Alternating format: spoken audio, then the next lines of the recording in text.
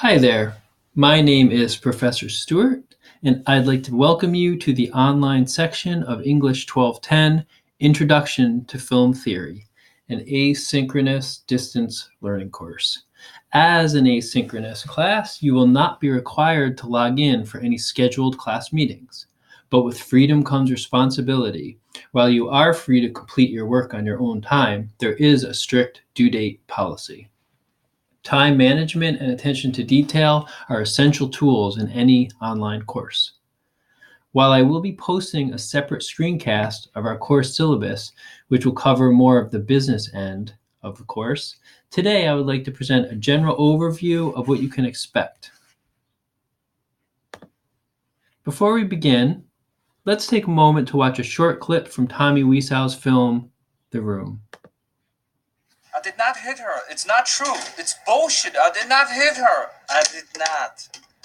Oh, hi, Mark. Oh, hey, Johnny, what's up? I have a problem with Lisa. She says that I hit her. What? Well, I'm guessing you fell into one of two camps. You either laughed at the movie's inside joke or you cringed at Wiesau's horrible overacting. Or perhaps you noted how the camera tracks right and then is still, only settling on Johnny after slowly tracking to meet him. In other words, the final resolution and stillness of the moving camera in the shot mirrors Johnny's own change of mood from angry to friendly. Let's watch again. I did not hit her. It's not true. It's bullshit. I did not hit her. I did not. Oh, hi, Mark. Oh, hey, Johnny, what's up? I have a problem with Lisa. She says that I hit her. What? Now on to the essential question for this class. Why do people study movies? We have all grown up in a society saturated with television, YouTubers, social media, Netflix, and everything else that comes along with living in the 21st century. And I'm guessing that while some of you are taking this course because you already do the work of analyzing movies, others aren't sure why they're taking the course. Maybe it sounds easy, fits into a busy schedule. Well, here are a few reasons why I think it's worthwhile to study film. First, I believe that film analysis strengthens critical thinking skills. While you've probably been hearing the phrase critical thinking since elementary school, many of us probably don't give it much thought. I see critical thinking as self corrective thinking. For example, does the fact that you don't like a movie mean that it's not good? We all need to decompress with our favorite mindless entertainment after a long day. But for this course, we'll be practicing and learning how to be an active viewer by training ourselves to watch movies with pen in hand or keyboard or phone or whatever. We'll learn how to know what we're supposed to be looking for when we analyze a movie. We're going to move beyond simply liking or not liking a movie. The final reason that we study film is to amaze our family and friends, of course. Or perhaps annoy would be a better word. My hope is that by the end of this course, your friends and family will be on the verge of kicking you out of the room when you can't stop commenting on how The Bachelorette's overuse of cinema verite is grating on your nerves, or how the use of match cuts in Stranger Things creates the fluidity of editing that makes it the best show since Twin Peaks. Anyway, my hope is to instill you with a healthy degree of anxiety so you will see the importance of learning film terminology. Take a moment to see how many of these terms that you are familiar with.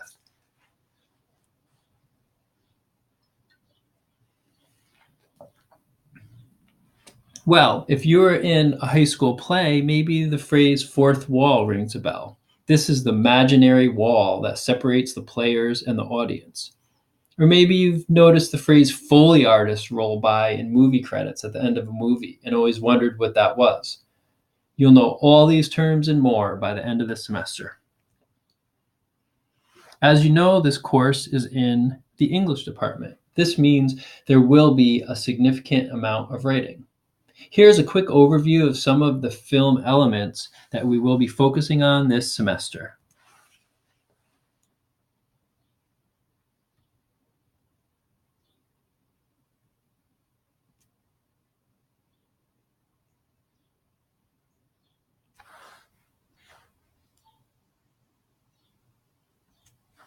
This is where writing and thinking about film gets tricky. How do we know what to pay attention to when we watch a film? When you watch movies for this class, I ask you that you turn off your phone and watch the films on the biggest screen that you can.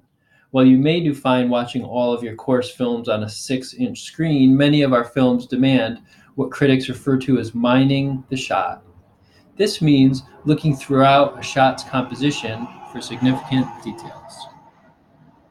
But I'm getting ahead of myself. This semester, we'll be starting with guilty pleasures. Let's watch this trailer from the 1975 film Escape to Witch Mountain, one of the first movies I ever remember seeing in a theater. There's something funny about this boy. I gotta teach you a lesson.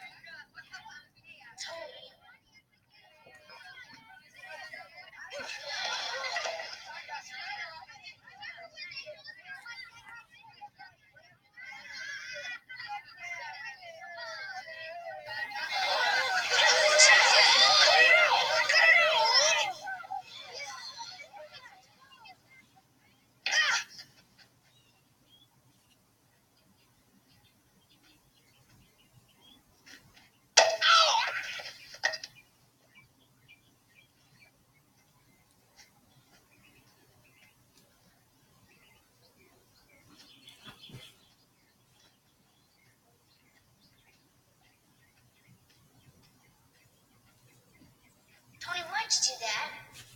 You don't think we're gonna get away with it, do you?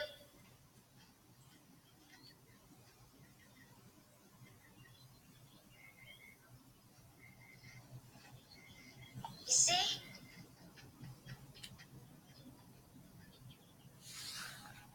Tony, you promised me and I promised you. We wouldn't, you know, do the kind of stuff you do in truck. You remember how we used to be? You thought it was so funny. And all the other kids thought were some kind of freaks. Witches. I know, dear. We lost all of our friends until we quit doing all the spooky stuff.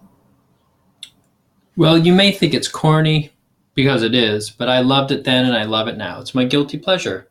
Looking back, I suppose that the theme of fighting back against a bully really appealed to my 6-year-old self. You may think Disney's use of internal monologue, or what film critics call internal diegetic sound, is corny. But it's actually a pretty smart device that allows the viewer in on Tony and Tia's communication through ESP. Cool, right? If I had to write a film analysis like you'll be doing this semester, I'd also want to write about the film's use of high angles and low angles to emphasize the shifting power dynamic between Tony and the bully, and those special effects. You almost can't see the strings if you squint just right. So what is your guilty pleasure? Do you still love to watch that favorite Disney or Pixar film from your childhood? Do you put on The Wizard of Oz when you need cheering up? Or maybe It's a Wonderful Life. Is the Guardians of the Galaxy franchise your jam?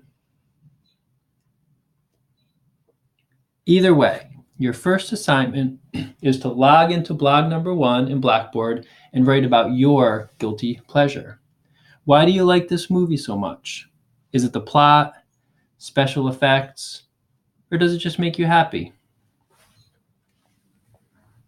Well, thanks for watching and listening, and I look forward to working with all of you this semester.